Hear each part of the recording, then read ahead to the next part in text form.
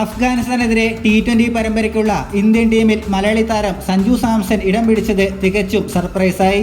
T20യിൽ കാര്യമായ പ്രകടനമൊന്നും കാഴ്ചവെക്കാത്ത സഞ്ജുവിനെ ടീമിലെടുക്കാൻ സെലക്ടർമാർ ഇഷാൻ കിഷനെയാണ് പുറത്താക്കിയത്. സഞ്ജുവിനെ കൂടാതെ ജിതേഷ് ശർമ്മയും വിക്കറ്റ് കീപ്പർ ബാറ്ററായി ടീമിലുണ്ട്.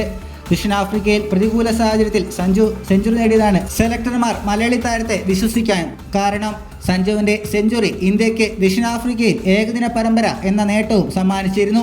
ഇതോടെയാണ് കഴിഞ്ഞ ഒരു വർഷത്തോളമായി ഇന്ത്യൻ ടീമിനൊപ്പം സഞ്ചരിച്ച ഇടങ്കയൻ ബാറ്റർ കൂടിയായ ഇഷാൻ കിഷനെ ഒഴിവാക്കാൻ അജിത് അഗർക്കർക്ക് കീഴിലുള്ള സെലക്ഷൻ കമ്മിറ്റി തീരുമാനിച്ചത്.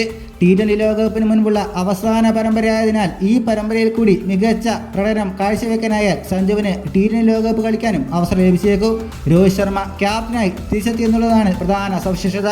സീനിയർ താരം വിരാട് കോഹ്ലിയും ടീമിലുണ്ട്. ഇന്ത്യയുടെ ടീം എങ്ങനെയാണ്? Rohit Sharma captain, Shubman Gill, Yashasvi Jaiswal, Virat Kohli, Tilak Varma, Rinku Singh, Jitesh Sharma, Sanju Samson, Shivam Dube, Washington Sundar, Axar Patel, Ravi Bishnoi, Kuldeep Yadav, Arshdeep Singh, Avesh Khan, Mukesh Kumar.